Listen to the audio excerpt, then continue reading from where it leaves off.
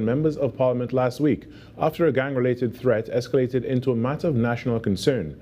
Speaking in the House of Representatives on Wednesday, Attorney General John Jeremy disclosed only limited details of the alleged plot.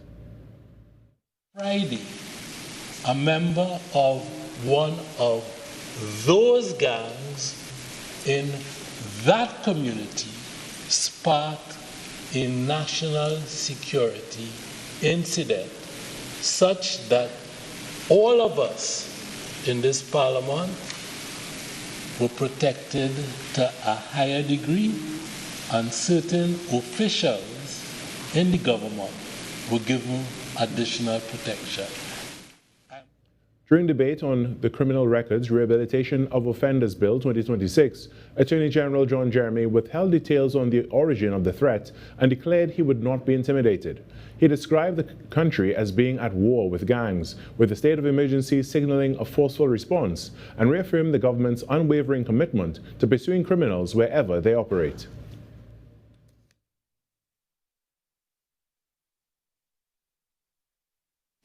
And those gangs, I agree with my colleague from Toko Sandigrandi, are sometimes located in Bella Road, Serrano Road, and so on. That the gangs are also located in West Moorings, in Goodwood Park, and in some of the other places. I would not say who are the representatives for those areas. The Criminal Records Rehabilitation of Offenders Bill 2026 allows certain convictions to be expunged from an individual's record. It aims to support rehabilitation by giving individuals who remain offense-free for a set period of time the opportunity to clear their past convictions. Meanwhile, the search continues for missing 2-year-old Angelo Tobias.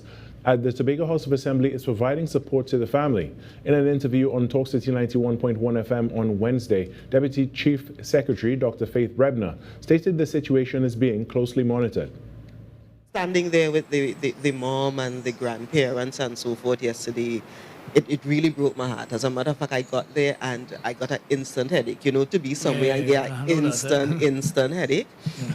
I do know, though, that the emergency agencies are going back to try to recover, the body, if that is the case. But, you know, we're still praying, for the best. Switching gears to sports now, the Trinidad and Tobago Red Force secured their place in the West Indies Championship final with a dominant 140-run victory over the Barbados Pride, delivering a disciplined and commanding performance with both bat and ball. The emphatic win capped off a strong showing from the Red Force, whose all-round display proved too much for Pride as they advanced confidently to the championship decider. Resuming play on day 4 with a commanding lead of 246, the Red Force went on to post 280, powered by a century from Cephas Cooper and a solid 64 from Carrie Pay, setting Barbados a challenging target of 317. Barbados were dismissed for 177, with Shane Mosley scoring 39 and Shamar Springer with 25. The Red Force's spin duo proved decisive as Carrie Pay took 5 wickets for 54 and Brian Charles with 4 for 62. Shared 9 wickets to seal the win. The Red Force now advance to face defending champions Guyana Harpy Eagles in the final, starting Sunday, May 17th at the Sir Vivian Richards Stadium in Antigua. And that's what's making the news this morning. But joining us right now is the host with the most, Virmala Balkaran. Good morning, Virmala. Good morning. The host with the most. I don't know how I feel about that. A new title this morning. I'm going to take that this morning. Carrie, my eyes are burning. It's been a long week. Yeah, and it's still only Thursday. We still have one more to go. Listen, I totally understand what you mean every single day now by, you know, we're dragging through. We just want to make it to the end of the week. But of course, we love being here with everyone. We do. You know, I'm in good company as well. Getting up early is really, really hard. Yeah, you know, and we wake up before the roosters do, right? So. No, I told you the roosters where I live do not sleep at all. Right. They just take turns. They go relays all day, all night. They're on shift. Yeah.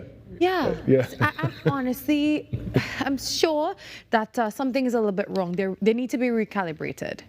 Yeah, maybe they need 11 herbs and spices. I don't know. Well, listen, Carrie, you never know. Maybe you should come visit me one day. I have, with a cutting board and a knife. I think so. I think that would be a rescue mission. You'll rescue me. Well, Carrie, some exciting news, or I should say interesting news as well. If you have been following PCOS, I'm pretty sure you've heard about it, polycystic ovarian syndrome. Yep. Well, it has a new name, and that is absolutely groundbreaking. It's now called polyendocrine metabolic ovarian syndrome. So that's PMOS. And why have researchers decided to do this? Well, it turns out that it's actually really complex, and it's not just an ovarian syndrome. Okay. So yeah, that's definitely some huge news. I'm not too sure if you know this, but I've been very open about my PCOS journey. Yeah, so now we have to change that to PMOS. All right, so as the science gets more in tune with exactly what's going on, and we have these breakthroughs, it's really good to know that they'll have a better handle on I guess, how to handle it, for lack of repeating myself. Exactly. So many women, when I was diagnosed, I was 15 years old, and that's quite, a time ago, and there was not too much information. I remember having to go to Britannica Encyclopedia back then to wonder what that is. There's very limited information. So now I'm so glad to see a lot more is happening, a lot more research, so a lot more help for women who are living with this condition. And a lot more information that would be helpful, for sure. Yeah. Well, speaking of information, Carrie, coming up inside today's show, it is Tobago Thursday. That means we talk about everything on the Sister Isle. Yep. All right, looking forward to that and so much more as usual, Virmala. All right, talk soon, Carrie. All right, we will. Thank you so much. You're welcome. When we come back, the Trinidad and Tobago Today morning show gets going after this break.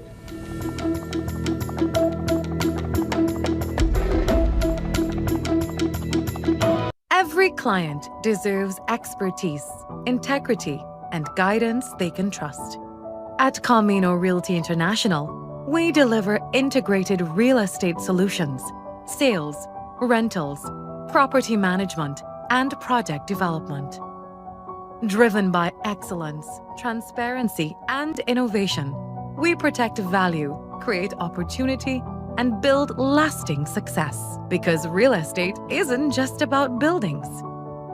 For more information on our services, log on to CaminoRealty.com or follow us on social media at Camino Realty TT. Camino Realty International, elevating lives one property at a time. Barcelona drawing a game, not winning their first set of game. Worried, concerned. Emotional damage is fun to see. What a wonderful finish!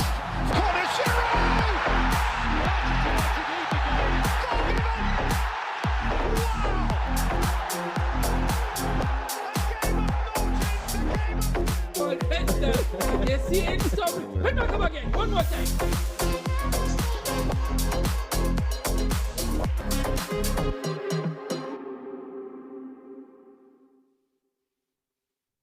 यहाँ मनोमाजरा में सिखों और मुसलमानों के बीच कोई दंगा फसाद नहीं।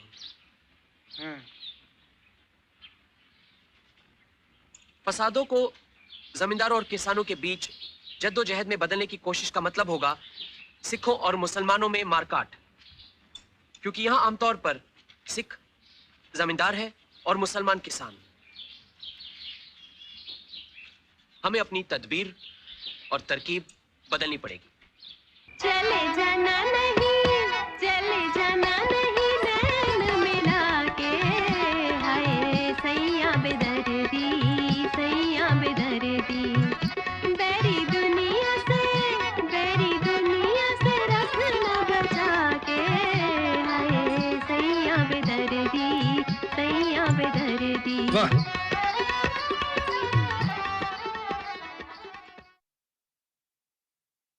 तेरी आने वाली जिंदगी एक सही शॉट और एक गलत फैसले के बीच में टिकी हुई है। सोच ले आज क्या लेना, गलत फैसला या सही shot.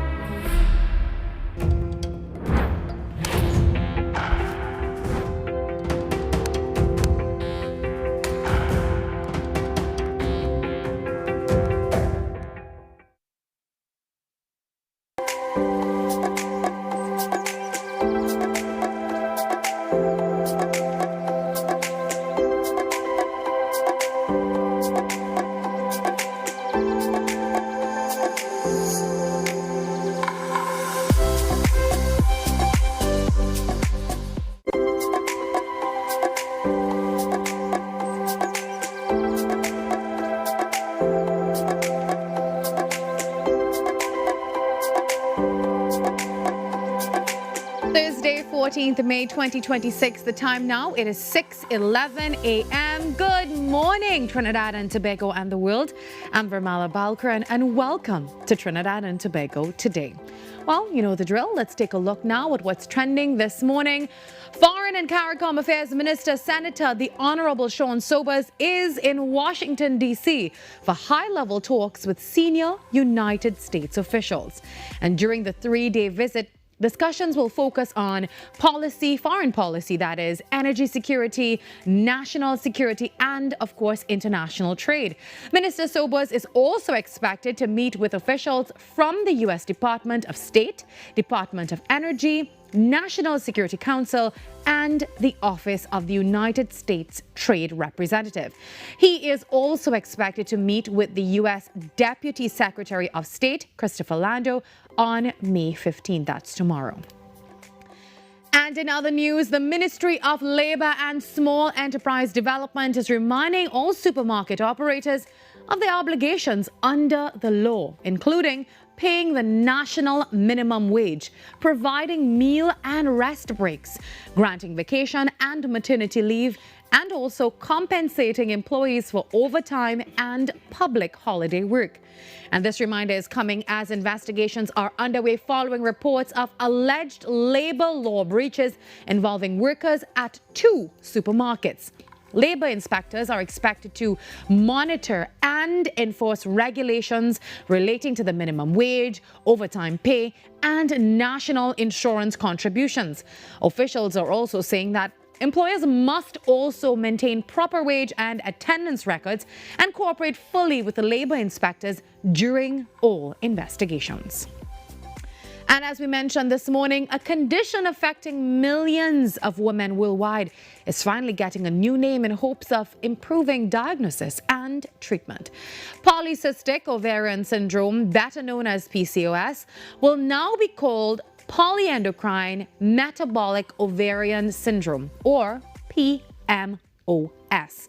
Experts are saying that the old name focused way too much on ovarian cysts, while the condition can actually cause irregular periods, fertility issues, diabetes, there's heart disease, and anxiety, and also depression. Did you know that? According to the World Health Organization, up to 13% of women of that reproductive age are affected. But nearly 70%, that's an alarming figure, 70% remain undiagnosed.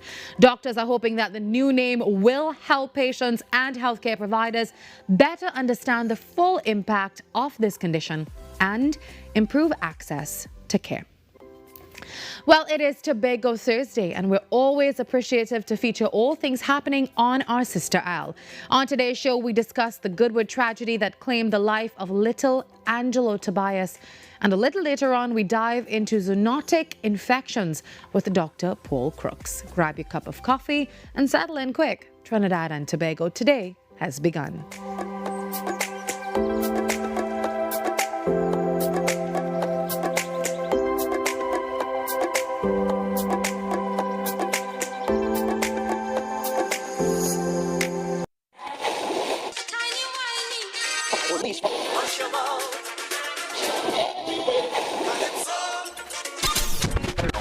Since 1972, one sound has been living in the heart of Trinidad and Tobago, the longest running radio station in the nation.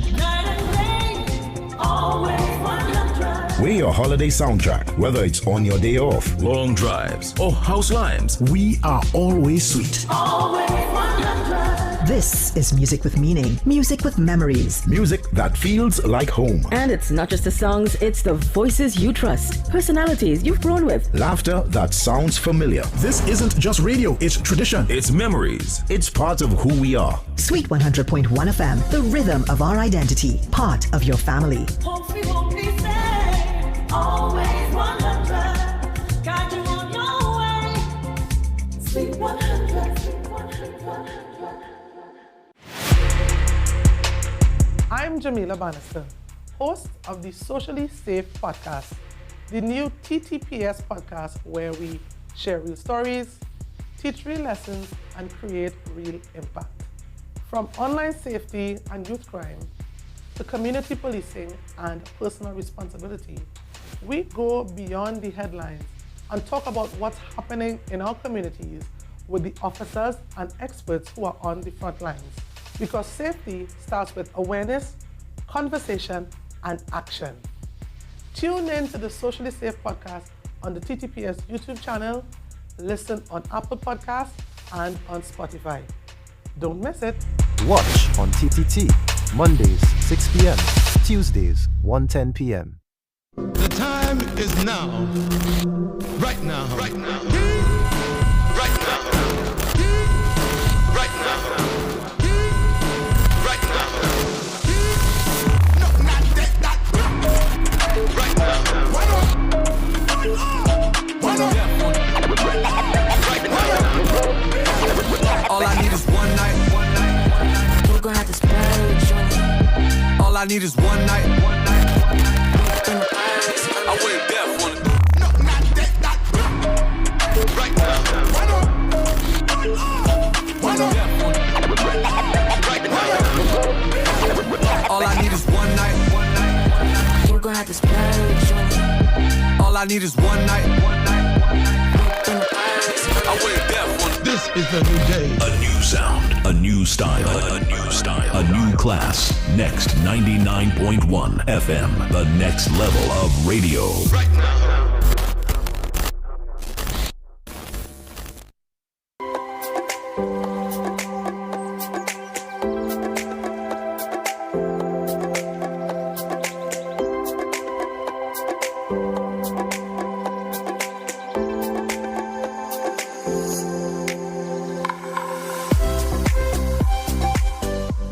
Welcome back to Tobago Thursday on Trinidad and Tobago Today. Well, last night Tobago lost a visionary who saw the beauty of the island's heritage long before it became a global brand. We are this morning mourning the passing of George Stanley Baird, former Secretary for Tourism, educator, and the architect behind the iconic Blue Food Festival. And his career was defined by a belief that Tobago's greatest asset is its people and its traditions. And to help us reflect on the life and the immense legacy of this cultural giant, we're joined now by someone who worked alongside him and witnessed his dedication firsthand, Mr. Gerald McFarlane. Jerry, good morning. Thank you for being here to honor your friend and your colleague. It's really a pleasure, mixed feelings really, but I work with Stanley for a few years while in the Tobago House of Assembly. And of course, first we want to express our condolences to his wife, Shirley, and others, his friends and other relatives. Shirley herself is not too well, so we have to extend some prayers to her as well. But Stanley was really the live wire behind the Blue Food Festival, and before that it was the Heritage Festival. Around that time, we both were in the assembly together, and we worked under Dr. J.D. Elder, the phenomenal historian and cultural impresario, if you want to call it that. But all three of us were members of the assembly at the time. And Stanley and I worked under J.D. Elder in culture and sports. He had culture and sports as his responsibility. And then J.D. has this idea of doing something to replace the what you call the Prime Minister Best Village competition. And he felt that while that has its value, in bringing people together and keeping them with the arts and culture in a big way, he felt that our cultural program should be entrenched in the communities and the villages, so we don't have to go to Trinidad or go to Shore Park or by a stadium to perform. That is good, yes, but we wanted something that each village could be proud of. And that is where we started doing things like the Belmana riots in Roxborough. In Lescotho, you had the Steels and Superstition. In Plymouth, you had at one stage the landing of the Coalanders. In Blackrock, for example, you had the seine pulling and all activities related to the seine pulling and so on. you know, in Kong Point, Bonaparte, Kena, and you had the things that people used to do, the little races and the little sporting activities. You know, so that was the idea with JD that JD had, and we loved the idea. Stanley was more responsible for that sort of thing, so Stanley really put the thing to life. And I remember we didn't have at that time we didn't have budget for that kind of activity in the Tobago House of Assembly. This was in the second term that we started off with this thing. The second term of the assembly, you know, we started in 1980, but in 1984, days where we seriously had these serious discussions with Stanley and I and other people under JD.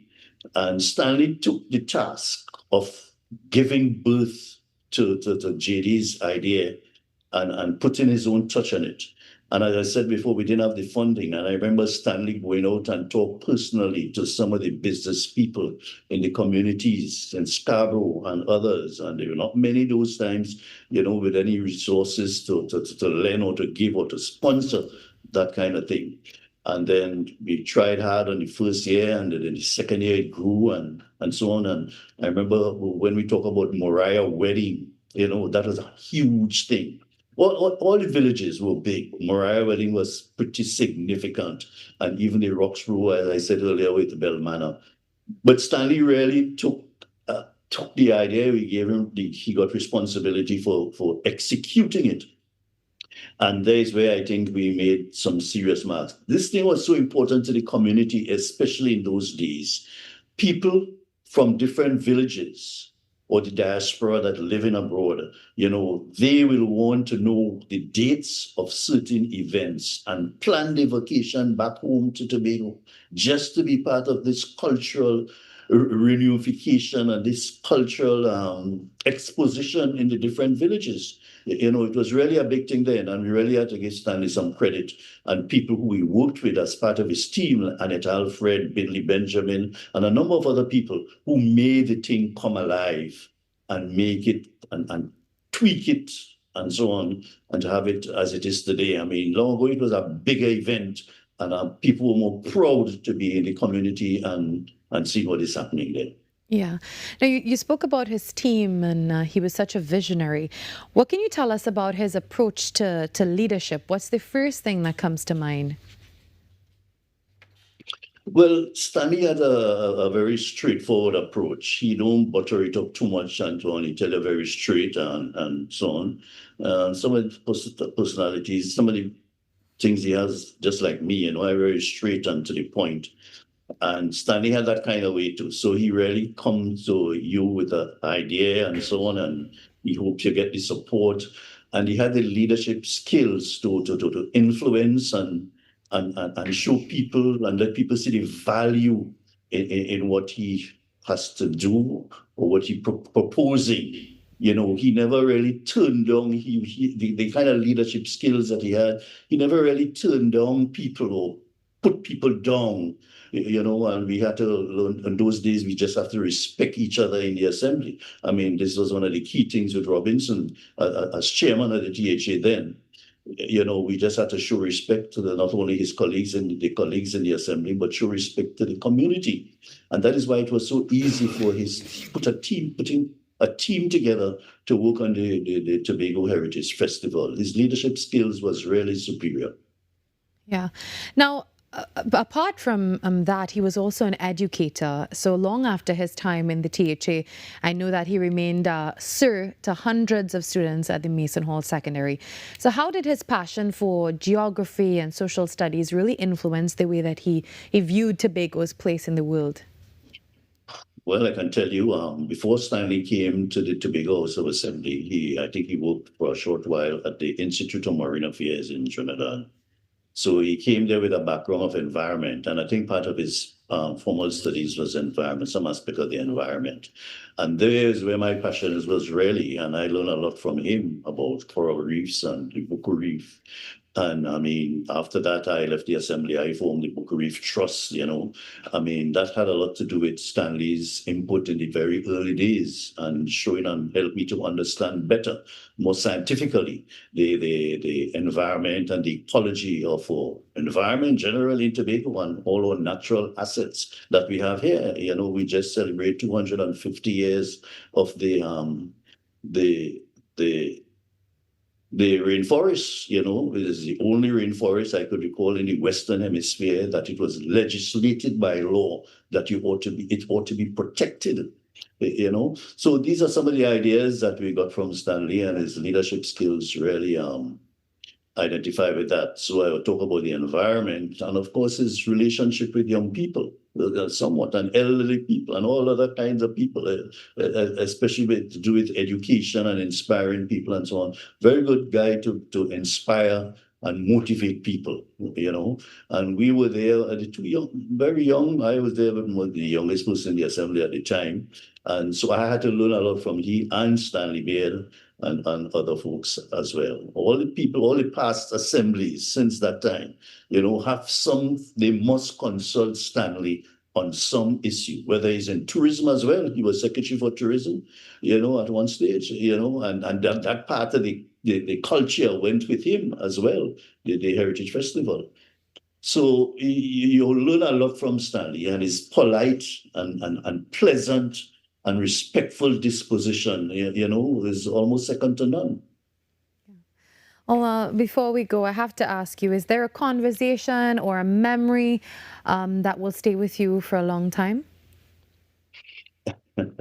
One of the interesting political memories, when we were campaigning, he always put up his finger like this and talk about he's winning and winning. And he's committed to win the election. I think he was contesting in 1984 against Beatrice Julian. I think she has passed now. God bless her soul. But he was contesting, and he always had this finger showing you that, he's going to win and so on. And incidentally, he won by one vote in that election at that time. He beaten Beatrice Julian by one vote. I always remember that, and I always remind him about that whenever I see him. So these are some fun memories, and I remember also occasions when we couldn't get money and he was making passionate plea in the assembly in those early days that we couldn't get money to do this thing, and some of our colleagues, weren't supportive of this idea. We're strange people, something new, we're always very cautious about it. And Stanley will always make a plea. And that is when he couldn't get as much funding, especially in the first two event of the Heritage Festival. He went out to the private sector in Tobago, to really get funding. Up to recently, I was talking to people, at the Blue Crab restaurant and so on, and saying that they were one of the persons who contributed some finance to getting the Heritage Festival started and moving in a particular direction. Of course, subsequent years, the colleagues in the Tobago House of Assembly they saw the value and the impact it was having in the community, and there's where we got some additional funding for the Tobago Heritage Festival. And subsequently, he was the brainchild behind the Blue Food Festival. And that also was critical to is part of the cultural itinerary on the thing. I think it's October 16th or somewhere around there. After World Food Day, you have the Blue Food Festival. And that came about because of the amount of blue food that you were getting from that area, Lansome and Bloody Bay, even not far away, Mason Hall, known for the blue food. The blue dasheen was a big thing, a staple in Tobago, not the regular dasheen, but the blue dasheen. It came out from the blue food. That way got the blue food got its name, from the provision and the kind of thing that you grew in those areas. And this is Stanley's thinking. I mean, supported by JD and so on in those days when you had JD as the morale man behind these things and so on. That JD always insisted and supported by Robinson as well as chairman, let us do things that stimulate the community, that make them proud of their community, make them look out for each other in their community.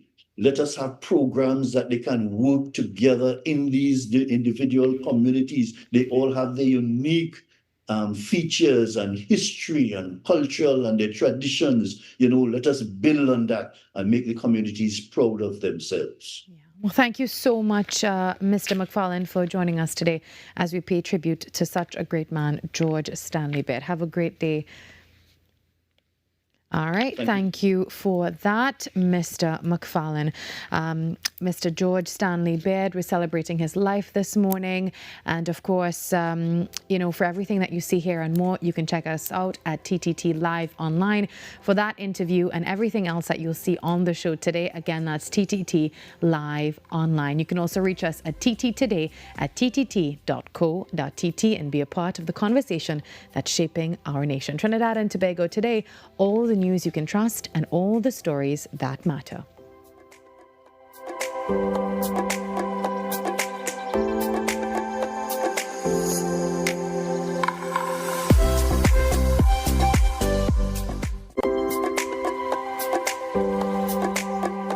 Every client deserves expertise, integrity, and guidance they can trust. At Camino Realty International, we deliver integrated real estate solutions, sales, rentals, property management, and project development. Driven by excellence, transparency, and innovation, we protect value, create opportunity, and build lasting success. Because real estate isn't just about buildings. For more information on our services, log on to CaminoRealty.com or follow us on social media at Camino Realty TT. Camino Realty International, elevating lives one property at a time. Ever wondered what happens before the lights come on? Before the crowd pours in? Before the magic hits the stage? This is your all-access pass. Sneak Peek with Junior K takes you behind the scenes of the biggest cultural moments and the hottest events across TNT. From the sound checks to the stage setups, from final rehearsals to exclusive interviews. If it's about to be big, we're already there. Catch Sneak Peek airing daily on TTT and relive every moment on all our social media platforms. Sneak Peek with Junior K, where the story starts before the spotlight.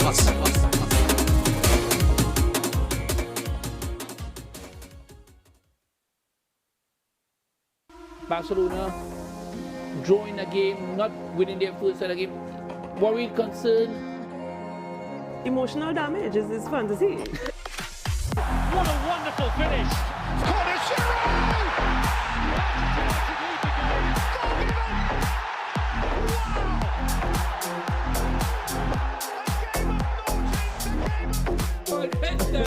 You see any story? Come again, one more time.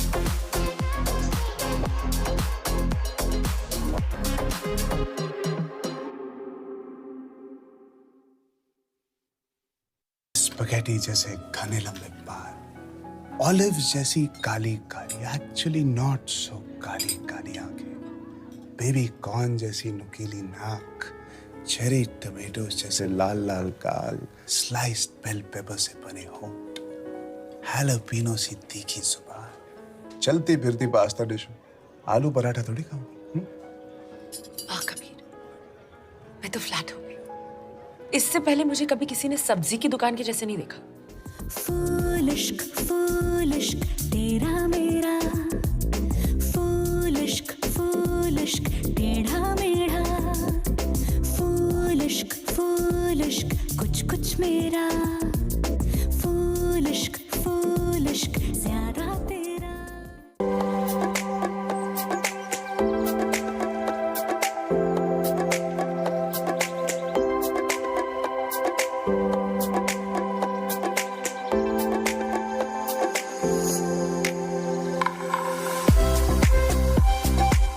As the search continues for Angelo Tobias in the waters of Goodwood, our hearts remain with his family during this agonizing wait.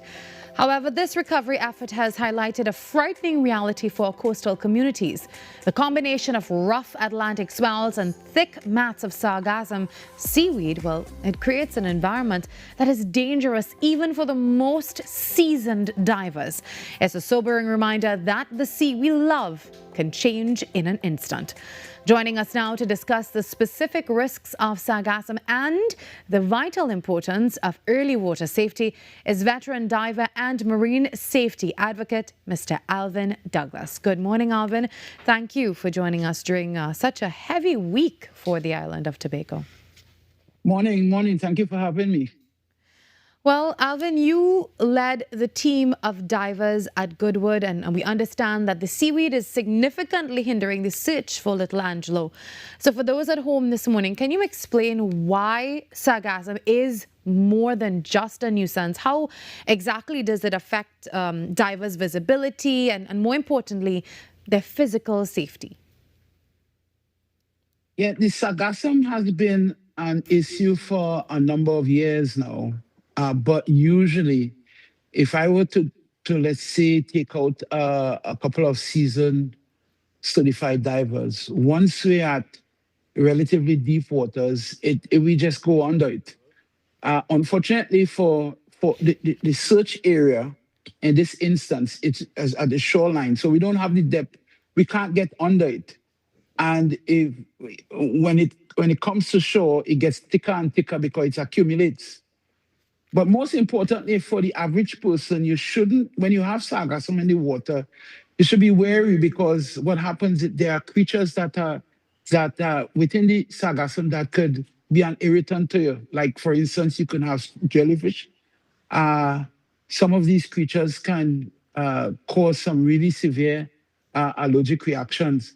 So you should really avoid the sargassum. If you see sargassum in the area, just avoid it completely. For us, once we're deep, because they float to the surface, it's not a problem. But for this, as I said, for this instance, because the search area is at the shoreline, we don't have the depth to go under it. We can't go through it because it accumulates and it's very thick and the visibility is like zero. Yeah. Now, with the visibility like that, it's reportedly, as you said, very poor right now. So when you have that high turbidity and it's combined with the thick seaweeds, can you tell us what are the protocols for search and rescue teams to ensure that they don't become victims themselves? Well, that's exactly, especially if you're the safety coordinator on an exercise like that, that's the constant question you have to be asking yourself. If it is that you are putting yourself in any kind of unnecessary danger, just putting your head under water has this inherent risk.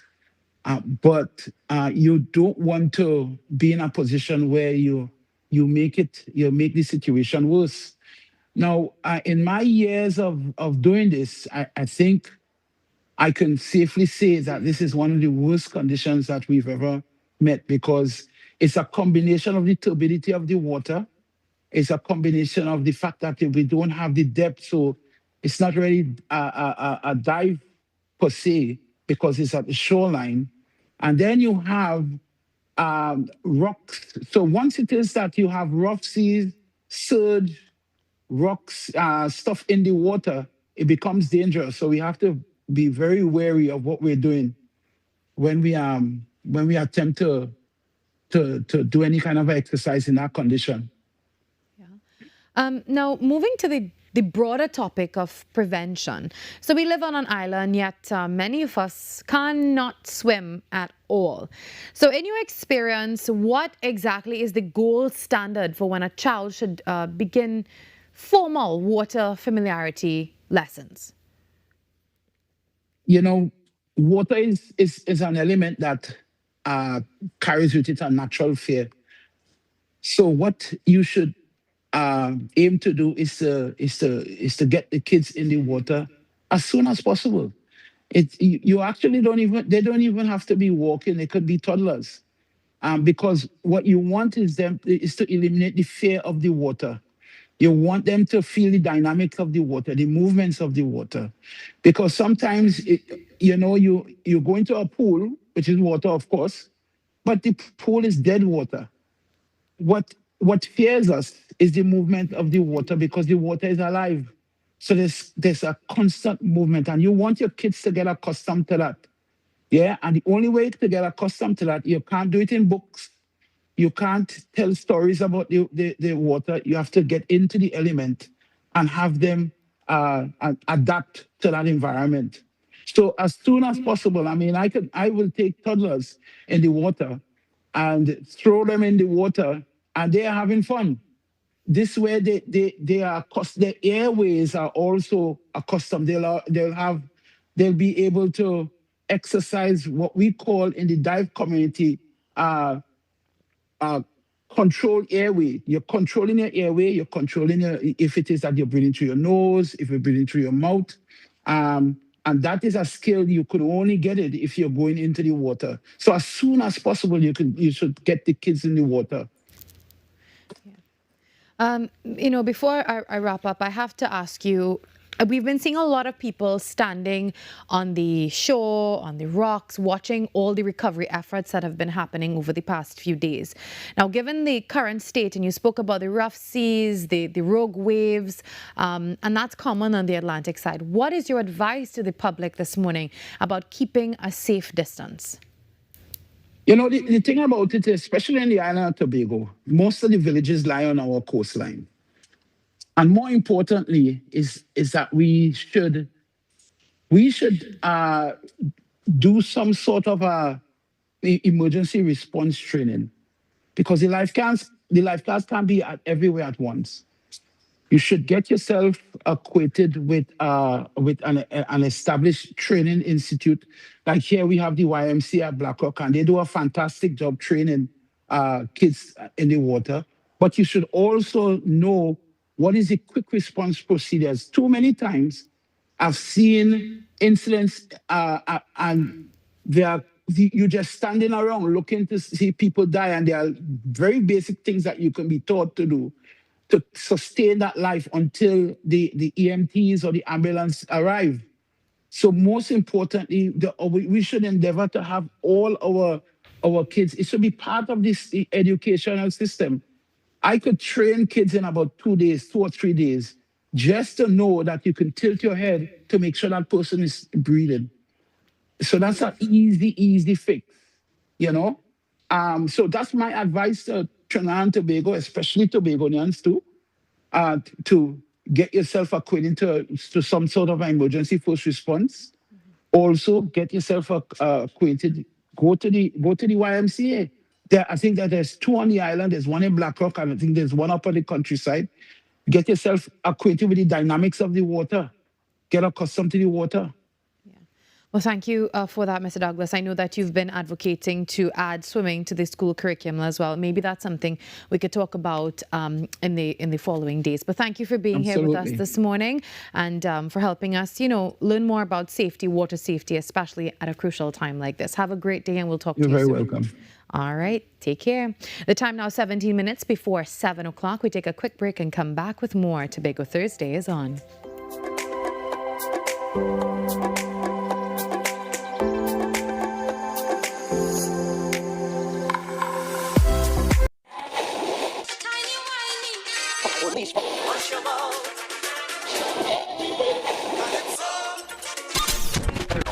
Since 1972, one sound has been living in the heart of Trinidad and Tobago, the longest running radio station in the nation.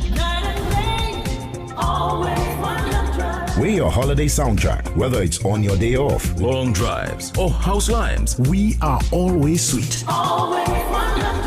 This is music with meaning, music with memories. Music that feels like home. And it's not just the songs, it's the voices you trust, personalities you've grown with. Laughter that sounds familiar. This isn't just radio, it's tradition. It's memories. It's part of who we are. Sweet 100.1 FM, the rhythm of our identity, part of your family. Always 100, got you on your way. Sweet 100. यहाँ मनोमाजरा में सिखों और मुसलमानों के बीच कोई दंगा फसाद नहीं। फसादों को जमींदारों और किसानों के बीच जद्दोजहद में बदलने की कोशिश का मतलब होगा सिखों और मुसलमानों में मारकाट, क्योंकि यहां आमतौर पर सिख जमींदार है और मुसलमान किसान। हमें अपनी तदबीर और तरकीब बदलनी पड़ेगी। चले जाना नहीं, चले जाना नहीं, नैन मिला के, हाय सैया बेदर्दी, सैया बेदर्दी, बेरी दुनिया से रख न बचा के, हाय सैया बेदर्दी, सैया बेदर्दी।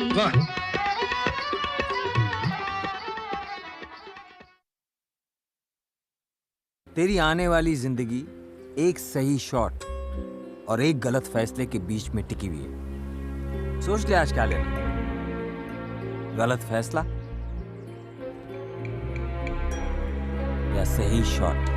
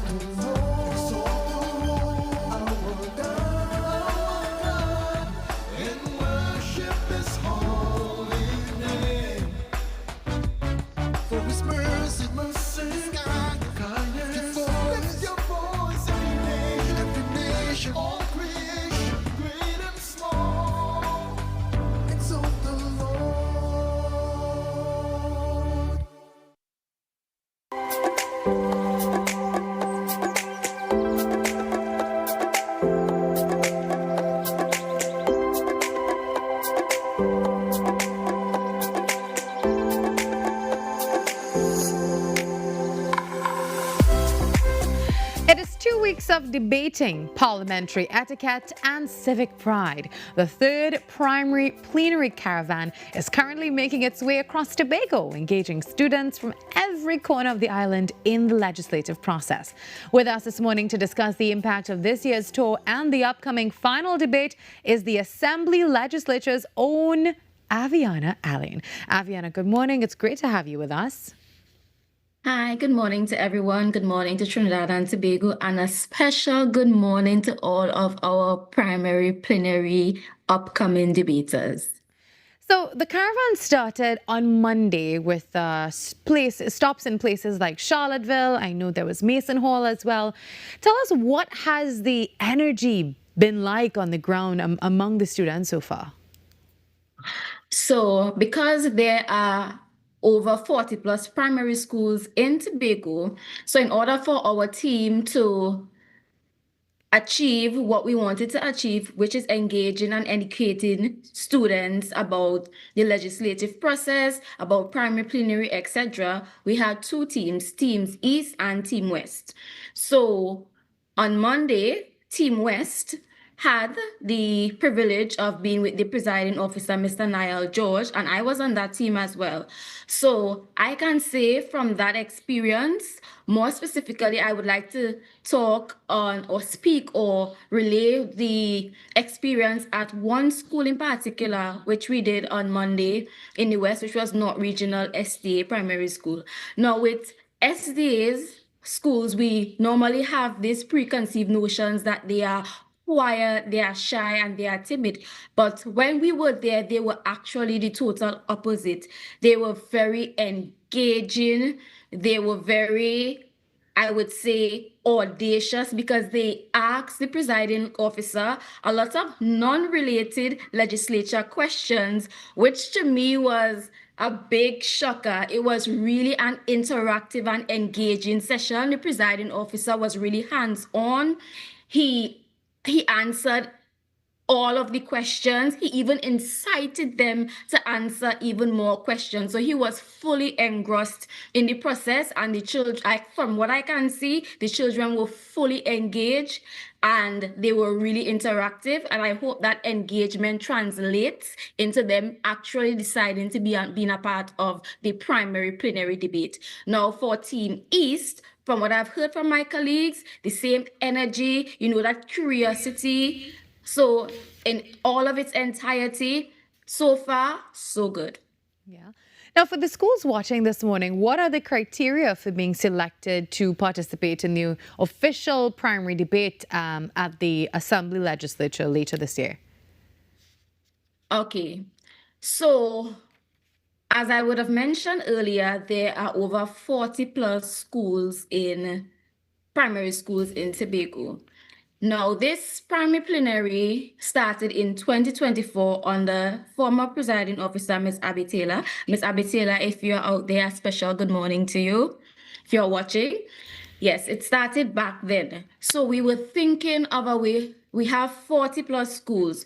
We want everyone to have a voice, everyone to have a chance. What are we going to do? Because the chamber can only accommodate a certain number of persons at one time. So then and there, we made the process, okay, we are going to select schools in that first year, which were most impressionable to us, based on the east, west, and the north, and we would use that as our yardstick to select persons. So if you were selected the first year in that cohort, you would not be selected in the second year in order to give the other half of students another chance.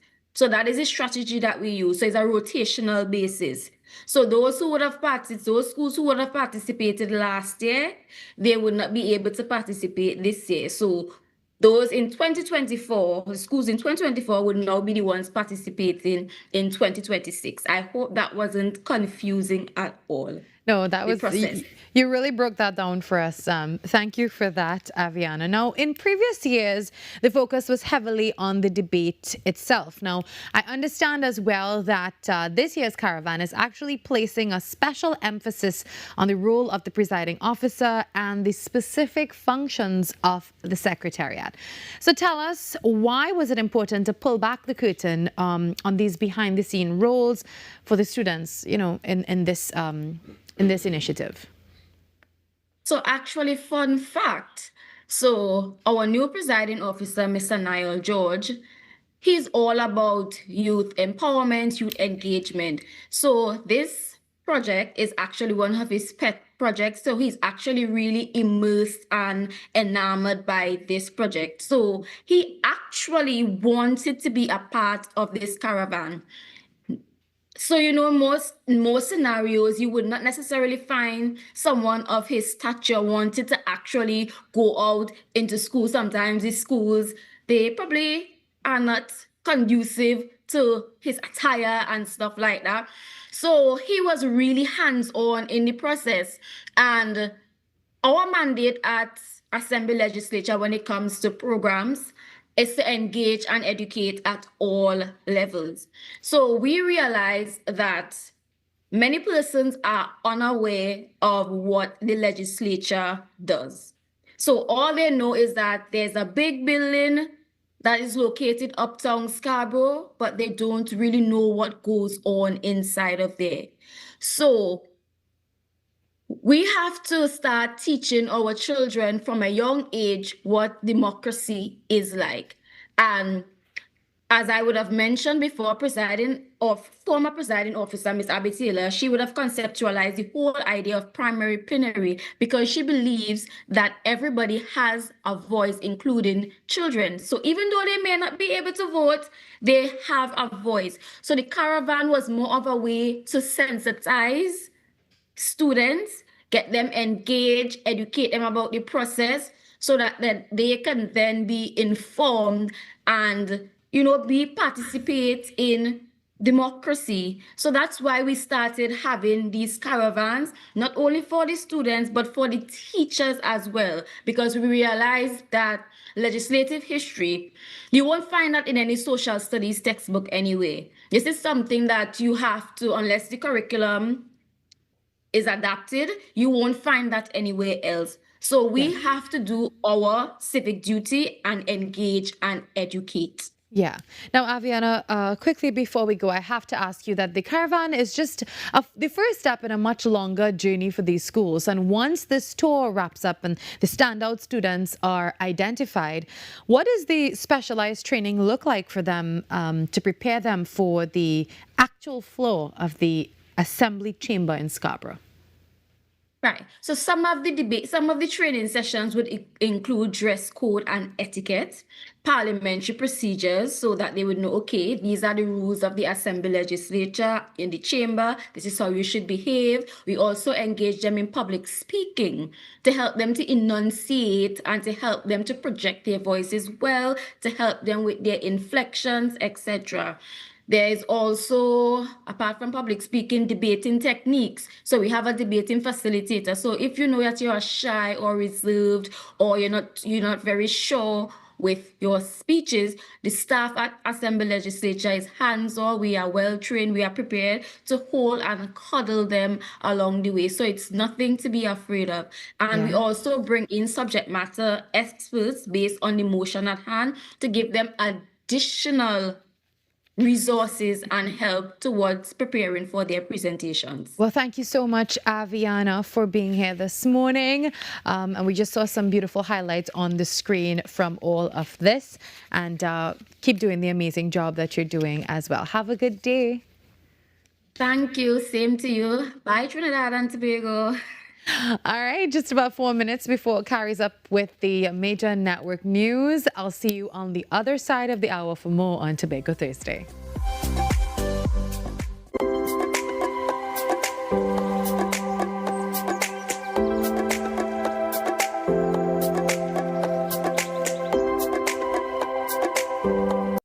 Hello everyone, I'm Pastor Lisa Singh from Heavenly Grace Ministries in New York, and I want to take this opportunity to invite you to join me right here every Sunday morning at 6:30 a.m.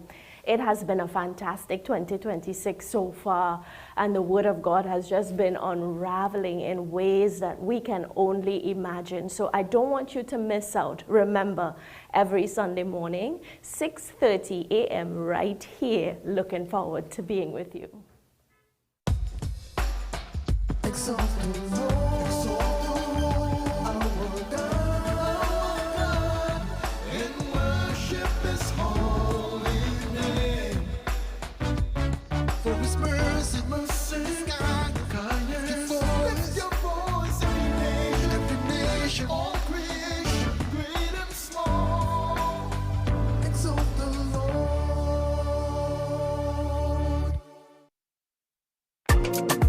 What if possibility was only the beginning? Welcome to Limitless, a journey where ideas become action and action becomes impact. From breaking barriers and challenging misconceptions to designing with dignity and driving innovation with heart. This series explores how inclusion is moving from concept to community in Trinidad and Tobago. Across each episode, we meet the change makers and everyday leaders turning challenges into opportunity, building real solutions that change real lives, from possibility to impact. This is Limitless.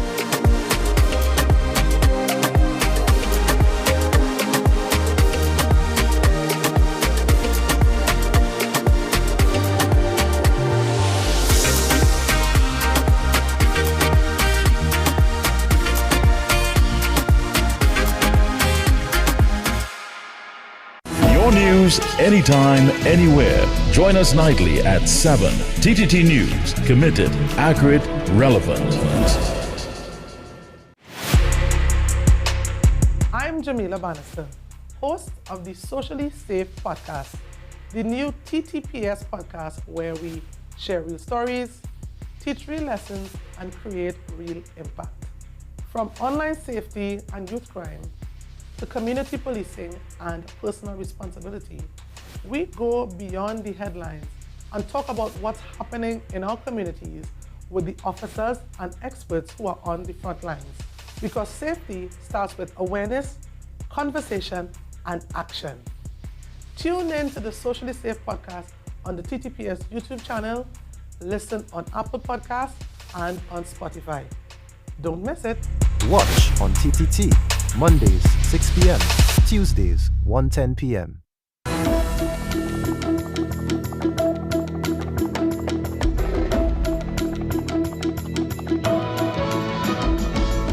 Good morning, this is your TTT News Update. I'm Carrie Roberts, making the news at this time.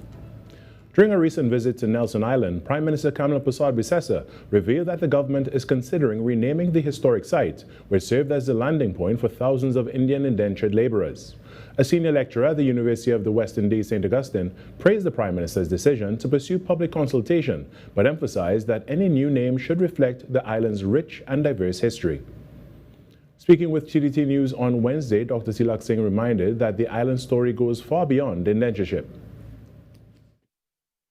Nelson Island cannot simply be restricted to indentureship or Indians, Indo-Trinidadians, because it was inhabited, it was used for hundreds of years by the first peoples, the indigenous tribes. And then not just Indians, but after indentureship, World War I, World War II, it had Jews from Germany there, it had Tuba Uriah Butler there, so it's connected to labor history. Dr. Tilak Singh noted that the current name does not reflect the island's history.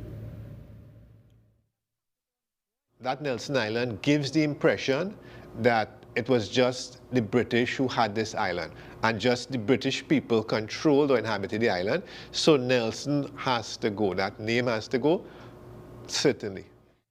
He is commending Prime Minister Kamala Persad-Bissessar for allowing the public to be a part of the renaming process, saying that it reflects democracy. Habitat for Humanity's Let's Open the Door campaign has now found a new home in the heart of San Fernando. The launch unfolded on Wednesday morning along the tree-lined Harris Promenade.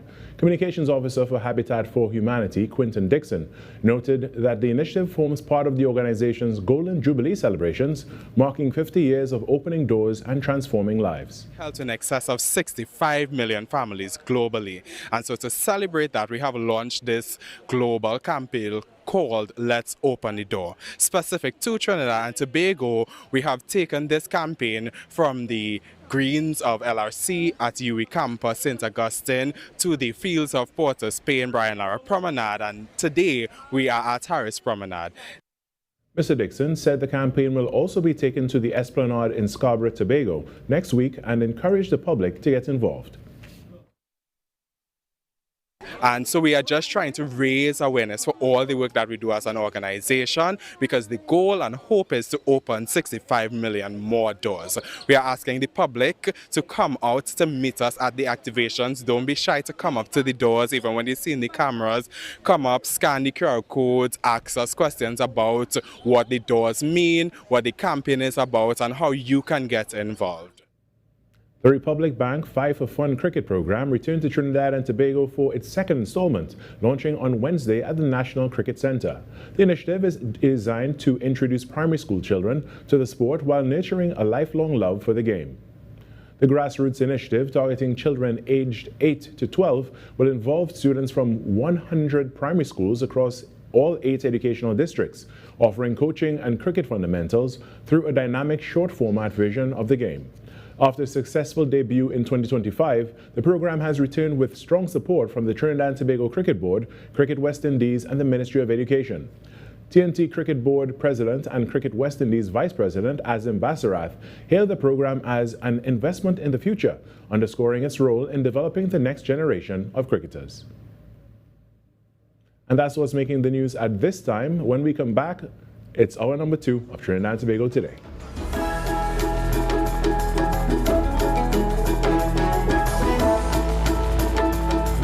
Every client deserves expertise, integrity, and guidance they can trust. At Camino Realty International, we deliver integrated real estate solutions, sales, rentals, property management, and project development. Driven by excellence, transparency, and innovation, we protect value, create opportunity, and build lasting success. Because real estate isn't just about buildings. For more information on our services, log on to CaminoRealty.com or follow us on social media at Camino Realty TT. Camino Realty International, elevating lives one property at a time. Spaghetti जैसे घने लंबे बाल, olives जैसी Kali Kali, actually not so Kali Kali आंखें, baby corn जैसी नुकीली नाक, cherry tomatoes जैसे लाल लाल गाल, sliced bell pepper से बने होंठ, jalapeno सी तीखी जुबान, चलती फिरती पास्ता डिश, आलू पराठा थोड़ी खाऊं। वाह कबीर, मैं तो फ्लैट हो गई। इससे पहले मुझे कभी किसी ने सब्जी की दुकान के जैसे नहीं देखा। फूल इश्क तेरा मेरा, फूल इश्क टेढ़ा मेढ़ा, फूल इश्क कुछ कुछ मेरा, फूल इश्क ज्यादा तेरा। Ever wondered what happens before the lights come on? Before the crowd pours in? Before the magic hits the stage? This is your all-access pass. Sneak Peek with Junior K takes you behind the scenes of the biggest cultural moments and the hottest events across TNT. From the sound checks to the stage setups, from final rehearsals to exclusive interviews. If it's about to be big, we're already there. Catch Sneak Peek airing daily on TTT and relive every moment on all our social media platforms. Sneak Peek with Junior K, where the story starts before the spotlight.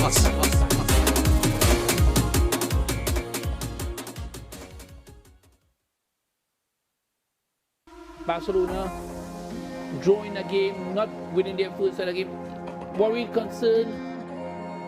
Emotional damage is his fantasy. What a wonderful finish!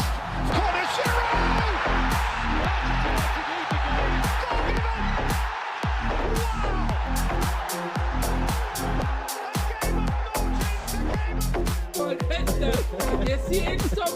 Come again, one more time.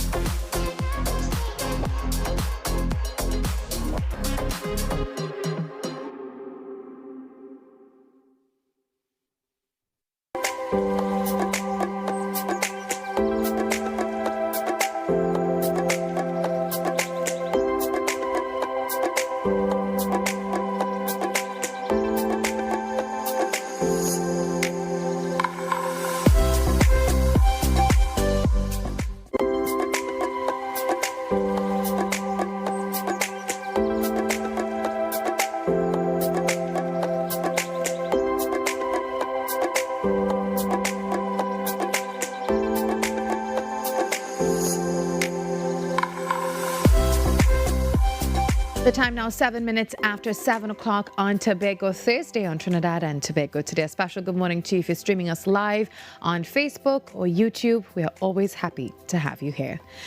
Well, recent reports from the World Health Organization of a hantavirus cluster linked to international travel have put a spotlight back on the silent threat of zoonotic diseases, infections that jump from animals to animals.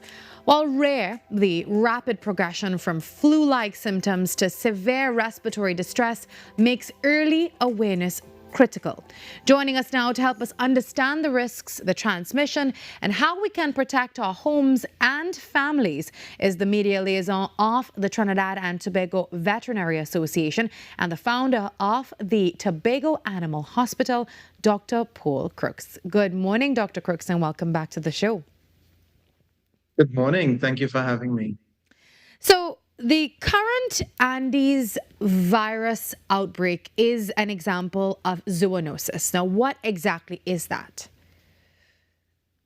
Good question, and thank you for asking. Well, I mean, the viewers may be wondering, why is a vet on air to talk about a virus that is causing disease in people?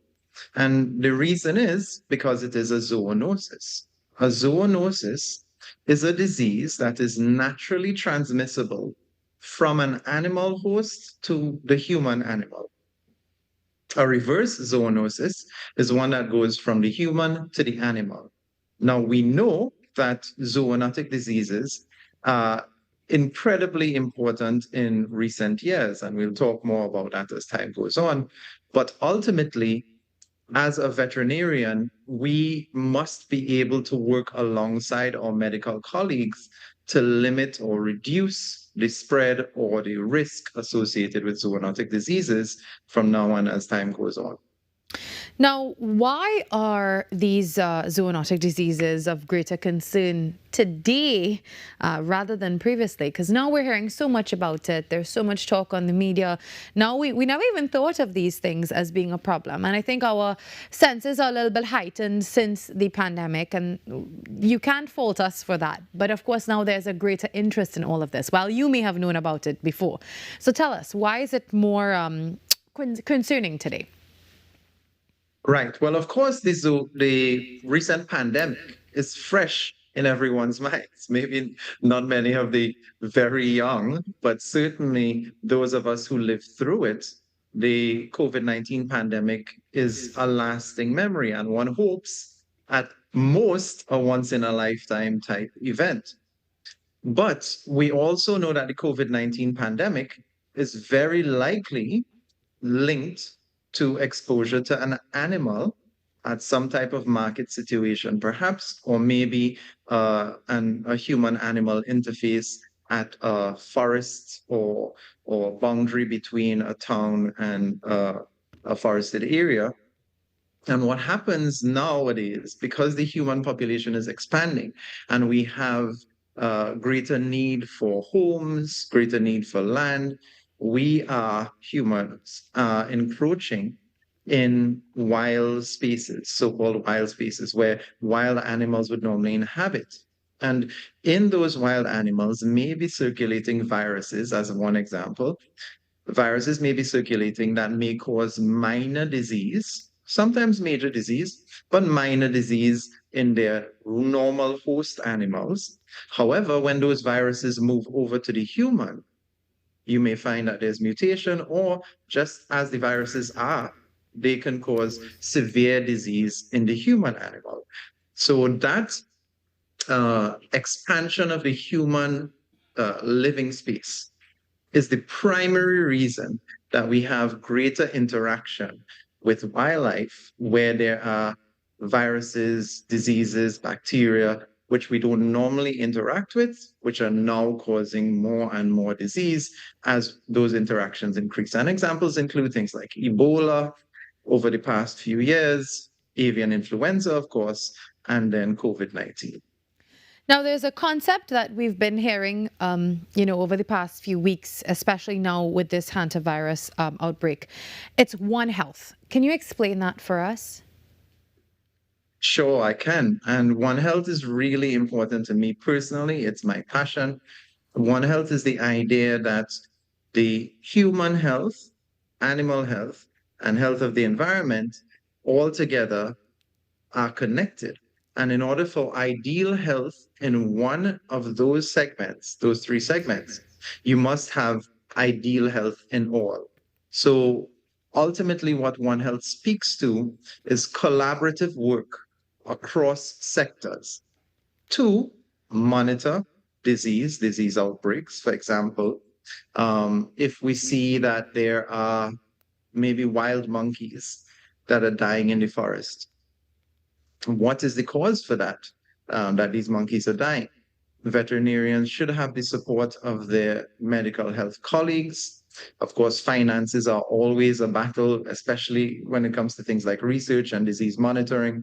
But because these monkeys dying may eventually have an impact on human health, it's incredibly important that we monitor and we recognize what are the risks, how may people be exposed to these risks, and what can we do to reduce the risk? Because if you look at the cost of management of a disease outbreak, the cheapest management is keeping it in a small wild animal population if you can.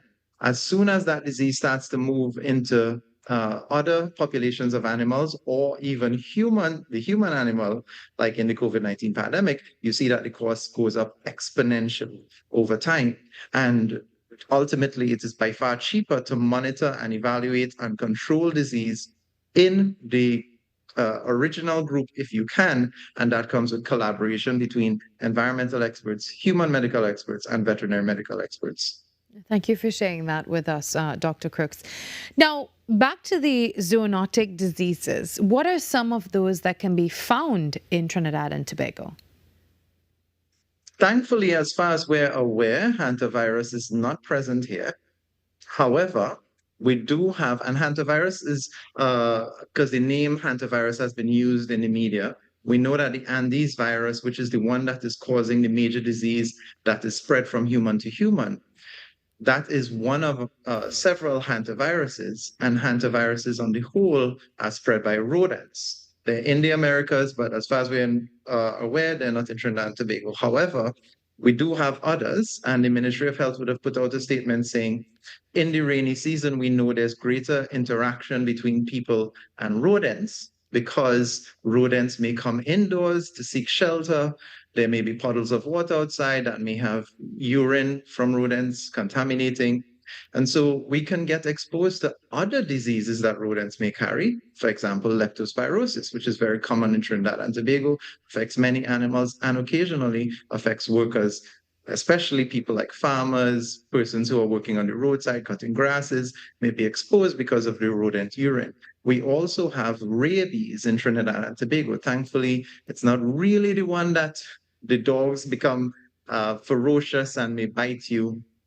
It's not that type of rabies, but certainly rabies can affect people. And that is something that we do have in Trinidad and Tobago, spread by the vampire bat. And those are just two examples. We also have yellow fever, which exists in wild primates outside, among many others. Well, Dr. Crooks, before I let you go, I know that you're always very busy, especially, these days. What are some of the ways that we can protect ourselves against viral diseases? Yeah, that's a very good question. And I do want to end on that because ultimately, the basic principles of biosecurity, controlling your exposure to all living things, whether that be a four-legged living family member or an invisible germ, ultimately, how you have to manage that is that you have to do very basic things like washing your hands. If you see a dead animal, don't interact with it. We know avian influenza is spreading all over the world currently. So if you see a dead bird, please don't touch the dead bird. Again, even as a farmer, you may be accustomed to dealing with dead animals. Deal with dead animals last. As soon as you're done dealing with a dead animal, a sick animal, wash your hands. Don't touch your face. If you're interacting with a person who has disease, cough, a sneeze, you can wear a mask. You can ask that person to give you some space. All of these sort of basic principles, I don't want people to forget that because, yes, COVID is gone, but viruses and bacteria are always present. Yeah, thank you for that. You just reminded me that, we've kind of lost all those protocols, those safety protocols that we had back then. I remember having a few layers of protection for everything that we were doing. And now it's like, okay, well, that's not happening again. But the truth is there's always something, even basic viruses. But thank you very much for your expertise this morning, Dr. Crooks. Always a pleasure having you here. Thank you very much and have a wonderful day. You as well. Have a wonderful day. All right. The time now, 7:18 in Sweet TNT. We hope that you've been having a wonderful day. Remember, it is Tobago Thursday on Trinidad and Tobago today. And also earlier on, we did tell you when we featured Mr. McFarlane talking all about the life and legacy of Mr. George Stanley Baird. So this morning, we woke up to the news that former THA Assemblyman George Stanley Baird died last night after battling declining health for some time. He was in his early 70s. So our thoughts and prayers and our condolences go out to the family members, the friends, the co-workers, the lives who he has touched. And we remember him this morning, Mr. George Stanley Baird. We take a break and come back.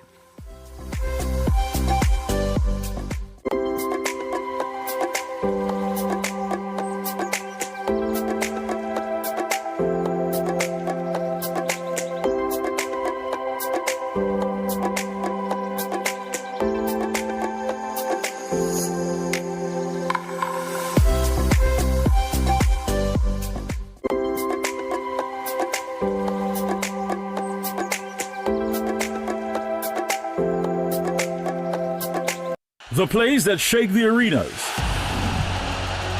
The stories that move a nation. From football to cricket, track to tennis, every win, every rivalry, every headline. This is where Trinidad and Tobago come for sports. TTT Sports. Committed, accurate, relevant.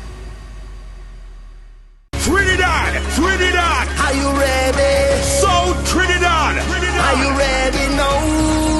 By public demand, coming to Sapa, laugh till your belly bust part 2. This is the encore! In partnership with Talk City 91.1 FM and TTT Limited, Sunday, 17th May, showtime, 6 p.m. sharp. Come see Victor St. Louis Pell and all his funny friends. Father, I'd like to have him, not him, and him. Hey, I will put one word in your you know. Father, promise. Get it, super sir. One of my neighbor, he get a bankan yesterday morning. He drink poison, but he dead. He drink it in the living room. Louis Spider-Man Antoine, Andrew Friday, The Saint. And just so a woman come and sort of and me just so. Again, she defied the laws of physics because I was sitting down and standing up at the same time. Added to the cast, Damian Melville and Paniska is back. Get your tickets now. General tickets are priced at $200, VIP $350, and Legend Sports Bar, 22 Agar Road, Point Fortin. Senga's Restaurant, number 65, High Street, Saparia, opposite Massey Stores. Deb's Barbershop, Cookier, Pies Bar, Maraval Road, Joanne's Bar, Los Charros, and IslandEtickets.com. It's happening on the 17th of May at 6 p.m. sharp. For more information, call 358-5001. Love till your belly busts. तेरी आने वाली जिंदगी एक सही shot और एक गलत फैसले के बीच में टिकी हुई है। सोच ले आज क्या लेना, गलत फैसला या सही shot.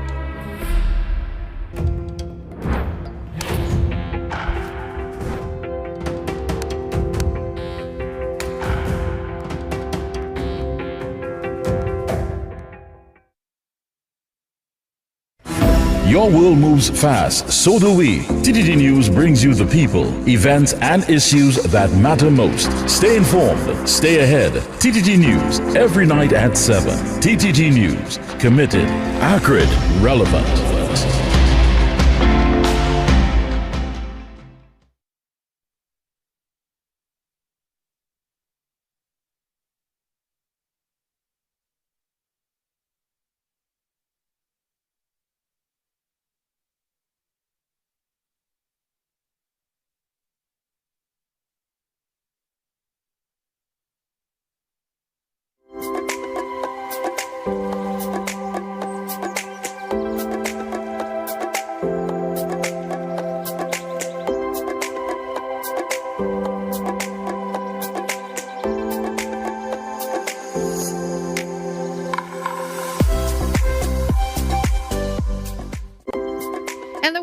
Hospitality and agriculture, there is a natural golden harmony between the pollinators that sustain our crops and the heritage brews we enjoy every day. This month, the Tobago Hospitality and Tourism Institute is bringing that connection to life with the 4th annual Bees and Teas. It's a unique mixer that celebrates World Bee Day and International Tea Day, blending education with a refined art of tea, service, and local honey production. Well, joining us now to share what's buzzing and brewing at the THTI campus is Acting CEO Sonia Phillip. Good morning, Sonia. It's a pleasure to have you with us. Thank you. Welcome from Tobago. How was Tobago this morning? How was the weather? Fantastic as usual, bright, sunny. Yeah, well, you know, it's been a while, so I think I'm due for a visit. And I think I might just do that for this one, World Bee Day, Bees and Teas. It's so exciting, especially if you love honey and you love tea as well. So let's start by talking about bees and teas, a very clever play on words, Sonia. But it also truly highlights a serious ecological link. So how exactly did the THTI decide to merge World Bee Day and International Tea Day into the single signature experience? So Bees and Teas is actually the brainchild of our Information Resource Center manager, Miss Chantal Melville, who she consistently tries to come up with initiatives to establish our library as a repository of information and to increase foot traffic to our library as well. So we decided that combining these two important landmark days into one signature event would be something new on the event calendar in both Trinidad and Tobago, and it would function as a platform to engage with our community. Now, for those It's who will be for those who will be attending on May 22nd, sorry to cut you off, Sonia. I'm just so excited about this. It sounds really, really interesting, and I feel like we have to visit. So it's being hosted at the Institute's Topper Mill restaurant. So what can we expect in terms of the atmosphere? What is the format of this? Tell us everything about this event. So the format in the fourth year of this event is actually going to be more interactive than last year. So last year we had a formal program where we had certain persons representing the Tobago Apicultural Society, the Division of Food Security, come and speak to our invited primary school and secondary school students. But this year we're actually mixing up the format a little bit, and we are increasing the level of interaction. So the students are invited once again this year, but they're going to have interactive information sessions, and then we are going to go straight into the interactive booths by our vendors, by the Apicultural Society, and by the Division of Food Security. So it's going to be education, it's going to be fun, it's going to be learning, and also our Seasons Cafe will be presenting and offering a specialty menu in honor of Bees and Teas 2026. I can give you some of the highlights, but I can't give you everything. Oh, yeah, I'll take that. I honestly will take that. So can we expect local honey producers or any tea blenders to be there for us to sample and learn from, perhaps? Oh, definitely. So for the second year in a row, Rituals is actually going to be partnering with us. So they are going to be giving out samples of tea-based beverages, etc. Our wines and spirits class, under the guidance of our food and beverage lecturer, Mr. Rakesh Madhu, will be doing some signature mocktail and cocktail blends, which we would have also done last year. And if you check out our Instagram page at THTI_Tobago, you will see Taste Test Tuesdays. It's been featuring a cocktail or mocktail developed by the students and Mr. Madhu from last year's event. We will also have vendors such as LCJ Delights, Sip and Be Well. We will have Twigs Naturals, who has been partnering with us for this event since the very beginning. We have Heavenly Hives out of the Montgomery Moravian Church. We have Anything Honey. We have the Very Tea Shop as well, and lots more. Yeah, that sounds like a lot of exciting things and also really yummy things. You said beverage and cocktails, and I think everybody just lit up. And also teas, we absolutely love that. I'm a tea connoisseur myself, so with everything that you say, you're really selling it to us. Now, beyond the tasting and all of that, there is still a strong educational component regarding sustainability. So what are some of the buzzworthy facts or workshops being offered to help the public understand the crisis that is facing our local bee populations? So that's a very important part of Bees and Teas, the educational aspect, helping people to be aware of the environmental importance of bees. And it's something that we've been focusing on since the very first event. We will be having presentations by the Tobago Apicultural Society. We'll be having presentations by the Division of Food Security, where persons will be educated about the importance of bees to our environment and how to treat with them. They're not just pests where you spray a can of Baygon at them. No, they play an important function in our environment, and that needs to be respected. And that is why since the beginning, we've emphasized inviting the primary schools and the secondary schools because we feel it's very important to make that intervention early so that young people grow up with that understanding of the importance of bees in our environment. We also are going to have presentations on the medicinal aspects of honey and other products produced by bees. So there's a strong educational component, and it is something that we very much emphasize at the Tobago Hospitality and Tourism Institute, environmental sustainability, and we know that bees play a very important role in that. Now, as a hospitality institute, you're also known for pushing the boundaries. So what new innovative pairings can we see this year in terms of maybe honey-infused pastries, some baked goods, or even specific herbal blends that might perhaps highlight Tobago's unique flora? So I'm not going to give away too much. I would invite everyone who's tuning in to, come and visit us on Friday, May the 22nd at the Top of the Mill restaurant for Bees and Teas, but I can give you a few highlights. The Seasons Cafe is actually curating a themed menu for the day, and some of the highlights would be a honey cake with a bay leaf chai glaze, honey garlic wings, honey garlic fish. We also have orange honey sweet rolls. We have honey and tea coconut drops. And it's something that we would have done last year where persons usually they steep their tea bags or their leaves and they drink the liquid. But we actually utilize the tea leaves themselves in the coconut drops, and it adds an additional level of flavor and texture to the finished products. That sounds really interesting. Now you have me wondering if I can use all of my my tea bags. Maybe not the ones that I have at home, but I think I'll have to come and visit just for this. Sonia, I'm very excited, as you can tell, especially when you started talking about the cakes and the bay leaf. Oh my goodness, sounds so good. But before you go, I have to ask you, how are the THTI students themselves really involved in the execution of Bees and Teas? Is this a live training ground for them to really practice their event management and culinary skills?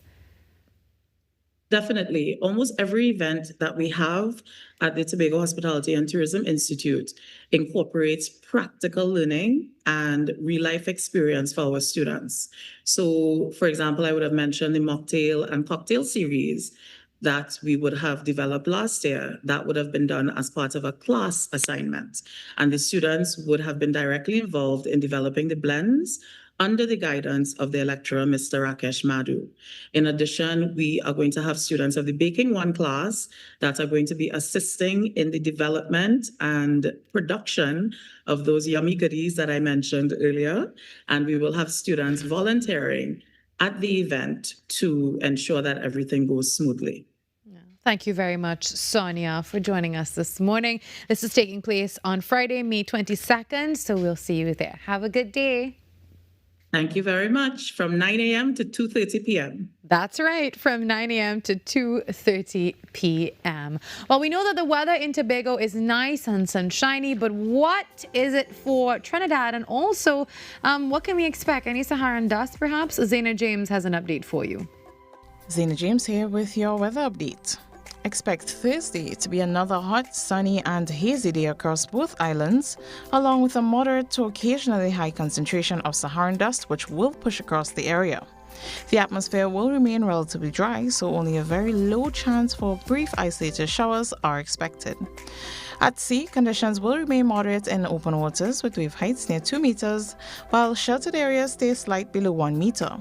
Spring tide conditions also remain in effect, so extra caution is advised near coastlines, especially around high tide.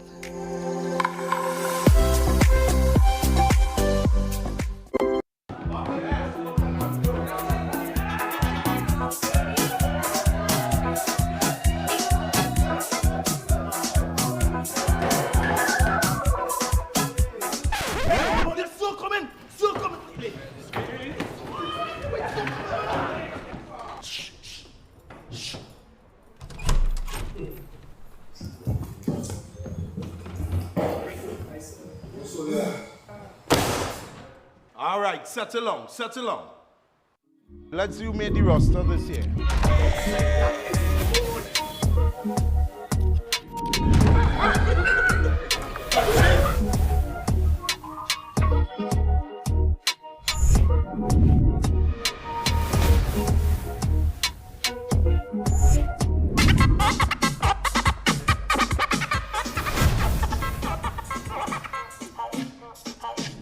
Excuse me, sir.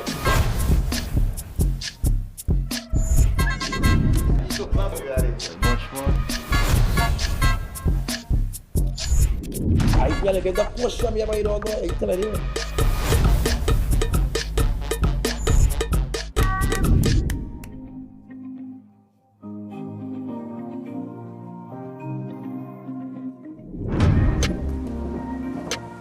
Mr. Hoyt, Yes, Principal. are these the new students? Yes. The best of the best.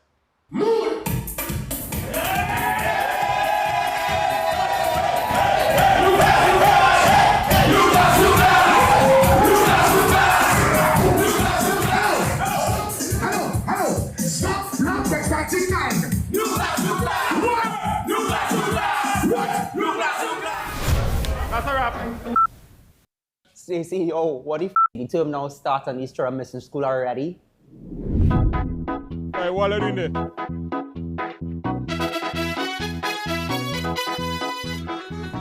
Introducing the new class of Next 99.1 FM. Well, once again, we're at summer's doorstep. The action is picking up with a variety of events that'll thrive alongside all of the popular attractions. Hello everyone, I'm Aidan St. Agath, and welcome to Caribbean Passport TV. All eyes will be on Antigua this summer for the 2026 Carnival celebrations, to which everyone is invited to feel the rhythm.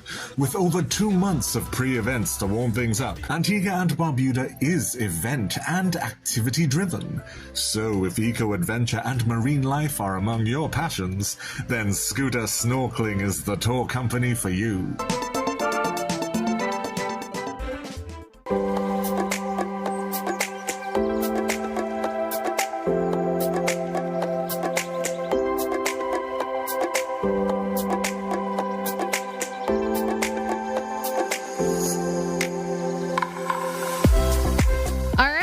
Take a quick moment now to connect with our friends over on Sweet 100.1 FM. Today, good morning, Sweet. This is The Link Up with Sweet 100.1 FM. Of course, this is The Link Up, where we bridge that space between television and radio and just check in to see what's happening on the other side. Good morning, Nicholas. Good morning, Virmala. Good morning. How are you doing this morning? I'm doing great. How are you today? Great. Today it's Friday Eve. We're almost to the end of the work week, so a good day. You sound like you have been ready for that. Yeah, I'm kind of a morning person. I get up early and get my day started early. Even when I'm not working, I tend to get up early. So well, I tend to. I understand that when you're not working, you're also a teacher. I didn't realize that. You know, that's relating to our sister station, Next 99. Yeah, but Next I want to 99. know, when did Nick become a teacher or an actor? Yeah, I mean, in different stages of your life, you know, you're always teaching something. You're always learning and you're always teaching. You always have teaching moments and learning moments. So apparently, I am an actor. Apparently, I didn't know. So I'm expecting you to did be a really good nominated. job. I'm expecting to be nominated for a Golden Globe. Well, it's called the TTT Awards, and I do believe, you know, if there was one, I would definitely nominate you. You know, you were actually one of my first teachers, so I have to give you credit for that. So you see, look at that. You are indeed a teacher. So how's the shift going? I know that Mark isn't here with you today. We miss Mark, but what's going on? So Mark is not well since the Lakers got swept in the basketball. This is getting personal with Mark now. No, since and this is no lie. Since they lost, Mark just got ill and he haven't fully recovered just yet. So So he's coming along slowly. I guess he's coming to terms with his team getting a really, really good beat down. So we hope he'll bounce back probably by next week. But the shift is going great. Yeah, this feels a little personal between you two. My director is saying you need some Zebra Peak for him, maybe. Listen, I've never tried that. I heard that you have to be very careful when you're going. Yeah, you see, my operators are saying the same thing. I've had it. It's really bitter. Would have advised trying to get it as far down to the back of your throat as possible, but it works. It works. As the saying goes, it works. It tastes horrible. Yeah. Really, really horrible, but it works. I need to know the science behind that. I learned quite a few things, here at TTT. Do you remember Mr. Leonard? He passed on. Yes, may his soul rest in peace. We do miss him very much. He introduced me to Shining Bush. Yes, Mr. Leonard was one that if he walked through the hallway and he heard you coughing or something, he would just go and come back and tell you, drink this. Chew this. that was Mr. Leonard. Yeah, I Chew remember some of him this, saying, boil some of this. And he washed it for me and he said, go ahead and chew this. And I said, is this edible? It just looks like grass. He said, no. And I quote, it's like water crystals. I said, okay. And then, it was always really good to learn about herbal remedies and all of that, especially when we have such early days and we are always on the go. So I like to ask you every single week, what's the trending song for this week, or what's your favorite for this week? For me, Bruno Mars, I Just Might. I'm just getting into his album. I mean, it's been out for a while, but I'm now, actually listening to the album. And so this week is I Just Might, Bruno Mars. That's my song for this week. There's a Justin Bieber song that I think has gone viral on TikTok, and it's Everything Hallelujah. Am I correct? Yeah. So Justin been trending as well because of his performance at Coachella. And some of his even older songs have been charting and coming back up because of that particular performance. So Justin will be he would be in the mix as well. Yeah, a lot of people still, I'm still a believer. I loved Justin Bieber while I was growing up, and actually I'm still growing up, and I love Justin Bieber. That's all I would say. What about BTS? Listen to me. Any fan of their songs? I might get cancelled for my views on K-pop. Not necessarily views, but I don't really follow along with it very well. And it's probably because, maybe I haven't given it as much time and attention as I should. But I don't know. Well, they're uber popular, especially with the youth. So I guess they're doing something right. Yeah, K-pop is definitely trending, K-dramas and all of that. Well, last week we spoke about, I believe, the Michael Jackson movie. I still haven't taken it in yet. Still haven't seen it just yet, but I plan to this weekend. Hopefully, I get some time to look at it. So I'll check it out. And probably next week I'll have some reviews for you. By the next time we speak, we'll probably have something to say. Well, so that's some homework, and I'll let Mark watch it as well. So the three of us will have some reviews next week. That's homework for next week. Oh gosh, to think the days for homework were over. Well, you are a teacher after all. So I mean, thank you, Nicholas. Always a pleasure linking up with you. Thank you so much, Virmala. Enjoy the rest of your day. You as well. Have a good shift. All right, that was the link up with Sweet 100.1 FM. Today, good morning, Sweet. This is the link up with Sweet 100.1 FM.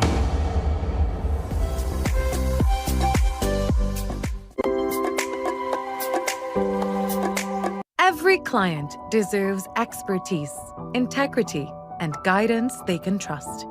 At Camino Realty International, we deliver integrated real estate solutions, sales, rentals, property management, and project development. Driven by excellence, transparency, and innovation, we protect value, create opportunity, and build lasting success. Because real estate isn't just about buildings.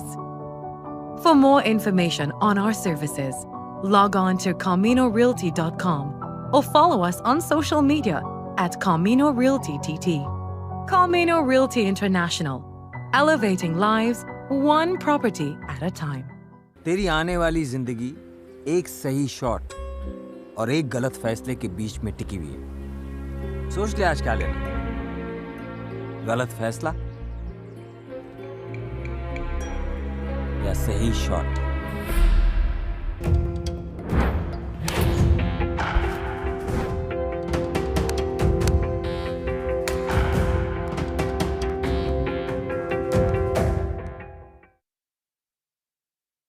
यहाँ मनोमाजरा में सिखों और मुसलमानों के बीच कोई दंगा फसाद नहीं।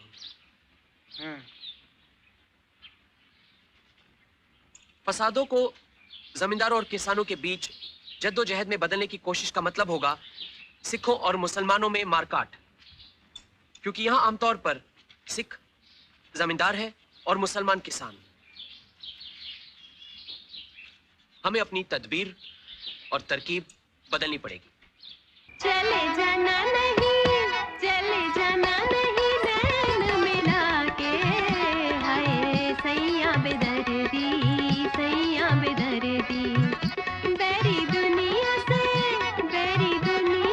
रखना बचा के, हाय सैया बेदर्दी, सैया बेदर्दी।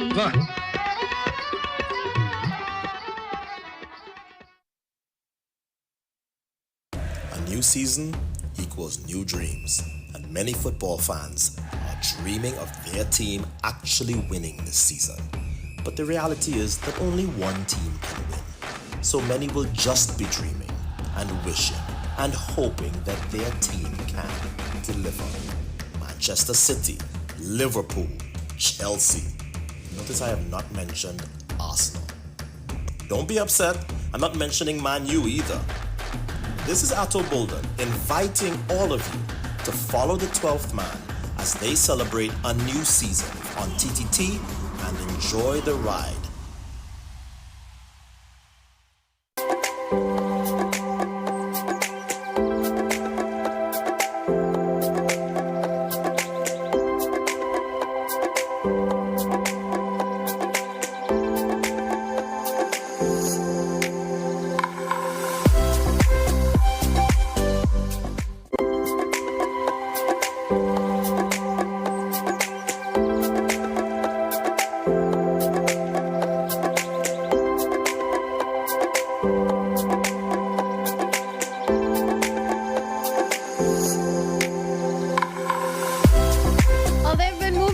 The Sister Al with a mission that goes far beyond choreography. The Emperor's Dance Company has just wrapped up an intensive 3-day whirlwind tour of 12 schools in Tobago, bringing their We Must Dance message of discipline and self-expression to hundreds of students. But they aren't slowing down yet. Today, they've crossed the waters to begin the Trinidad leg of their national journey. Well, joining us now with an update on their impact and a taste of that signature Emperor's energy is the founder, Vanrick Cupid, and the members of the company. Welcome back to the show. No scruffy. We must dance. Good morning, everyone. Good morning. Good morning. Good morning. So how has it been in Trinidad? How have you been enjoying it? When did you get here? We actually got here last night around 8 p.m. Yeah? So it's been, the whole experience has been amazing, but a bit tiring, I must admit. Yeah? It's been extremely humbling though, so we're really excited to be here this morning. Now, you've just come off a marathon of 3 days and you were visiting 12 schools in Tobago, including a very special stop at the School for the Deaf. So after seeing so many students in such a short window, what is one consistent spark or reaction that you saw from the students and the youth that tells you about, the tour and that it's working? Well, that's an amazing question because we have had a mind-blowing experience where last year we went to our primary school and there was a young man who stood out. He was amazing on the dance floor, shy but amazing when the music started to play. We went to our high school this year and that same young man was there in that high school and still involved in dance. So we were like, wow. That one thing we did a year ago, even though this is our third year, that one thing we did 1 year ago, have him still involved in dance in high school, which is amazing. So it just goes to show that it's really an impression that you're making. You're really shaping maybe a career path for them later on. You never know where they'll end up. Well, now that you've touched down in Trinidad, what exactly does the roadmap look like for the coming days? Which regions are you prioritizing?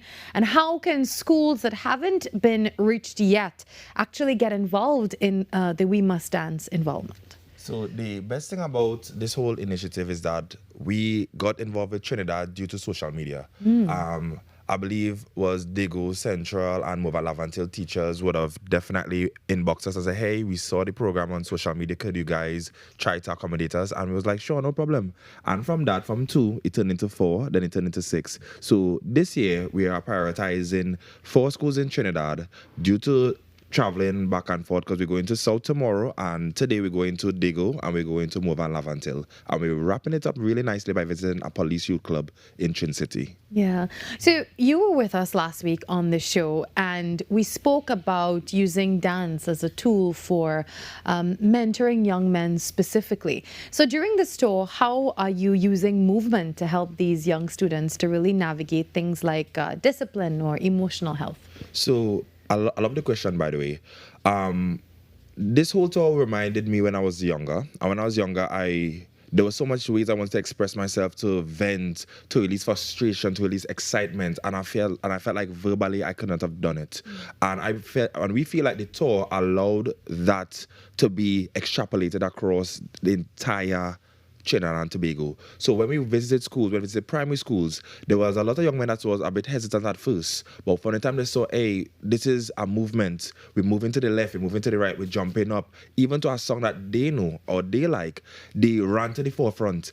And what made it better, we involved the principal, we involved the teachers. And I must say that every single person involved in the tour played a huge part, because the students, them seeing their teachers and seeing their principal dancing with them, shaking a leg with them, it made them realize that they are human too.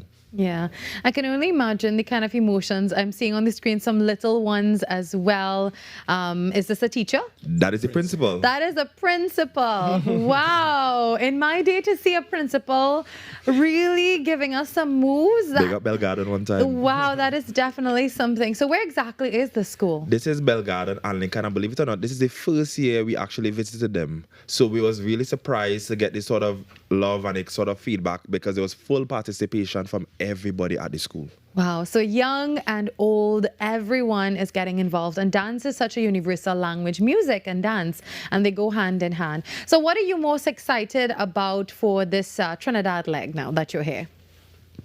Well, we are just excited to reach out to everybody and to spread the message, to bring the message across. Unfortunately, we live in a very sad time where the youths are misguided everywhere you look. So we are just trying to do our part to make sure that we at least could spark something small to any youth anywhere, that you could take this and express yourself. It could not, it doesn't have to be dance also. It could be in music, it could be in acting, whatever you want to do. Just once it's healthy, use this and create something. Now, how have you seen dance be an outlet for young people? Like, you know, sometimes growing up, you have, as you said, some pent-up aggression, some more energy. You want to just let out some frustration. You don't feel understood and all of that. So is it that when you dance, that acts as, like an outlet to really express yourself and get it all out? I heard mm-hms. Yeah, so I'm guessing then that's it, yeah? Yes. I would say that dance has always been that sort of medium to express and to release the stress no matter what you're going through. The good thing about it is there's so many types of dance styles that is available. You could go ballroom, you could go soca, you could go Latin, you could go hip hop.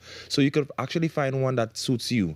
But most importantly, we just always tell our students, lose yourself in the moment and the music. And that is where persons find their euphoria. Yeah. That when students go with a movement, when they jump up with their friends, when they jump up with their team. And Trinidad and Tobago, we have always been a dancing nation. We have always been a dancing powerhouse. So it's nothing new, especially in this TikTok era, that right now, if you play any TikTok trending song, like for example, if you play the Gladys, if you're done with your ex, they know it word by word. Wow. They could sing it to you. Yeah. And it's better for us as adults, as role models, as parents, to get in front of that and put our own spin on what they are being exposed to. Yeah. Because we don't want social media teaching our kids. We have to tell them, well, here's what.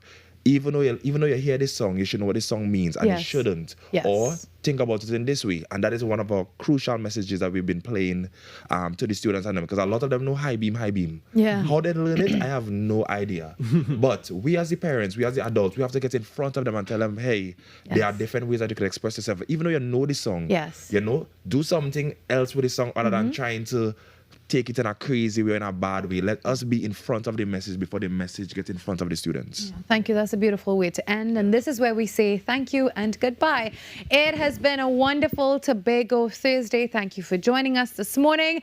Well, it is time now to end the show with a special treat from our group. This is the M-Pros Dance Company. We'll see you tomorrow where we do this all over again from 6 to 8 on Trinidad and Tobago Today. No scruffy. We must dance.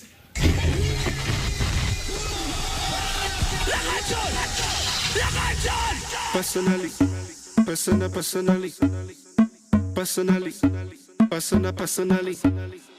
Personally, I rock your body. I promise you go home, you won't tell daddy. I give it to you like you never had it. Screaming, church, like speaking Chinese. Now waiting me this, back a boom boom. Now waiting I see Zaga, cause she know one me. She talks so she know one leave. I know go lie, the things within my mind. When I see you dancing, girl, you got me high. And if you wanna try, begin good day tonight. Cause I'm in the mood, as long as you're feeling the groove, I deal with you. Personally, personally. I go deal with you. Personally.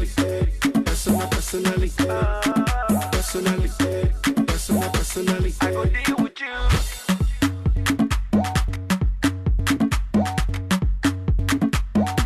I go deal with you. Personally, professionally, I see what you're doing intentionally. Get me want it physically, so give it to me radically. Emotionally, psychologically, you're turning me on biologically, sexually, dramatically. And she talks so she know what I leave. I know go lie, the things within my mind. When I see you dancing, girl, you got me high. And if you wanna try, begin good day tonight. Cause I'm in the mood, as long as you're feeling the groove, I go deal with you. Personally.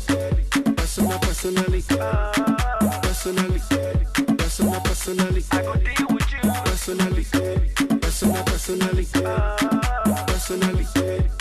Personally. I go deal with you.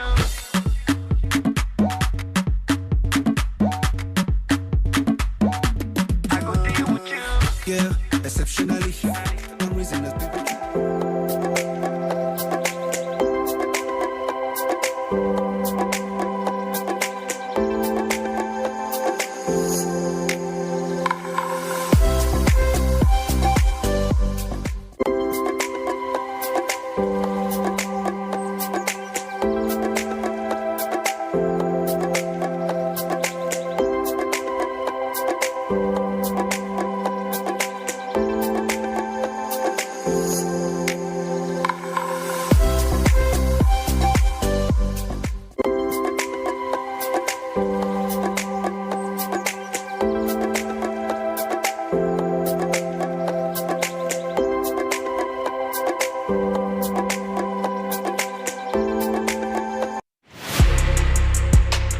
I'm Jamila Bannister, host of the Socially Safe podcast, the new TTPS podcast where we share real stories, teach real lessons, and create real impact. From online safety and youth crime to community policing and personal responsibility, we go beyond the headlines and talk about what's happening in our communities with the officers and experts who are on the front lines. Because safety starts with awareness, conversation, and action. Tune in to the Socially Safe podcast on the TTPS YouTube channel, listen on Apple Podcasts and on Spotify. Don't miss it. Watch on TTT, Mondays 6 p.m., Tuesdays 1:10 p.m. Spaghetti जैसे घने लंबे बाल, olive जैसी Kali Kali, actually not so Kali Kali आंखें, baby corn जैसी नुकीली नाक, cherry tomatoes जैसे लाल लाल गाल, स्लाइस्ड बेल पेपर से बने होंठ, हैलोपिनो सी तीखी जुबान, चलती फिरती पास्ता डिश, आलू पराठा थोड़ी खाऊंगी। कबीर, मैं तो फ्लैट हो गई। इससे पहले मुझे कभी किसी ने सब्जी की दुकान के जैसे नहीं देखा। फूल इश्क तेरा मेरा, फूल इश्क टेढ़ा मेढ़ा, फूल इश्क कुछ कुछ मेरा, फूल इश्क ज्यादा तेरा। Your world moves fast, so do we. TTT News brings you the people, events, and issues that matter most. Stay informed, stay ahead. TTT News, every night at 7. TTT News, committed, accurate, relevant.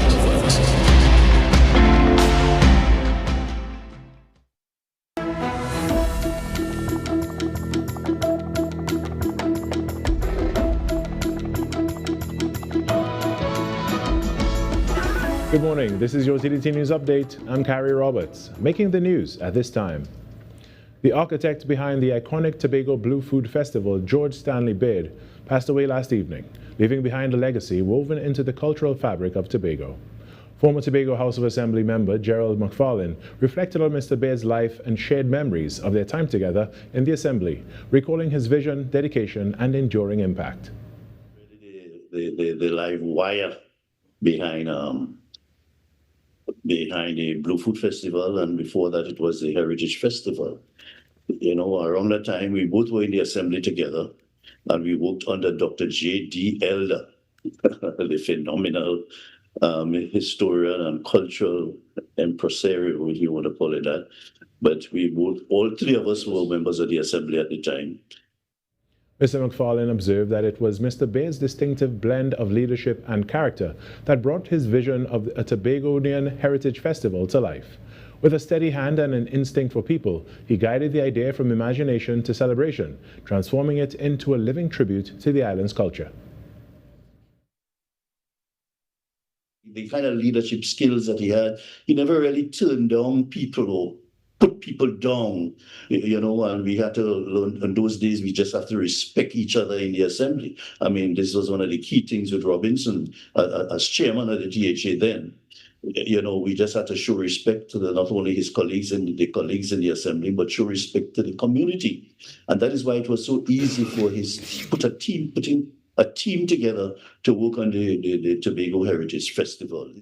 According to Mr. McFarlane, Mr. Baird was also instrumental in helping put legislation in place to preserve Tobago's natural assets, such as the rainforest and the Bucca Reef. In other news, a scheme to assist students who are first in their families to access tertiary-level education is gaining meaningful traction through a partnership between the Unit Trust Corporation and the University of the West Indies, St. Augustine. Through its support of the First Gen STAR Peer Mentorship Program, UTC is helping to ease the transition into university life by providing academic guidance and a strong support system for first-generation students. Last September, the corporation invested $50,000 into the initiative, with the bulk allocated to renewable scholarships and a bursary aimed at strengthening financial stability. This year, Karina Rampersad proudly emerged as the program's first UTC scholarship recipient, embodying determination and achievement. UTC says the investment reflects its belief that empowering these students today is key to shaping the nation's future leaders, ensuring they're equipped to succeed both academically and professionally. In sport now, the Trinidad and Tobago Red Force secured their first place in the West Indies Championship final with a dominant 140-run victory over the Barbados Pride, delivering a disciplined and commanding performance with both bat and ball. The emphatic win capped off a strong showing from the Red Force, whose all-round display proved too much for the Pride as they advanced confidently to the championship decider. Resuming play on day 4 with a commanding lead of 246, the Red Force went on to post 280, powered by a century from Cephas Cooper and a solid 64 from Carrie Pay, setting Barbados a challenging target of 317. Barbados were dismissed for 177, with Shane Mosley scoring 39 and Shamar Springer with 25. The Red Force's spin duo proved decisive as Carrie Pay took 5 wickets for 54 and Brian Charles with 4 for 62, shared 9 wickets to seal the win. The Red Force now advance to face defending champions Guyana Harpy Eagles in the final, starting Sunday, May 17th at the Sir Vivian Richards Stadium in Antigua. And that was your TTT News Update. I'm Carrie Roberts. From all of us here, have a great day.